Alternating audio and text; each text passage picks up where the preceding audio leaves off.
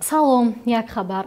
Шуруъ аз 2 сентябри соли равон хадамоти марказии шиносномадиҳӣ ва раводидии вазорати корҳои дохилаи Россия дар Душанбе барои шаҳрвандони Тоҷикистон пулакӣ мешавад. Маркази мазкур давоми 3 моҳ ройгон хизматрасонӣ мекард. Шаҳноза Нодирӣ, муовини вазири меҳнат, муҳоҷират ва шуғли аҳолии Тоҷикистон ба Азия Плюс хабар дод, ки арзиши хадамот дар ин марказ каме бештар аз 400 сомонӣ хоҳад буд.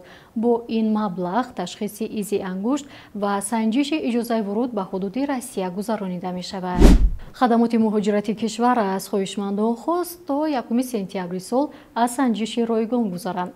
Маркази мазкур дар охири моҳи майи сол ифтитоҳ гардид ва то ин дам ройгон хизматрасонӣ мекард.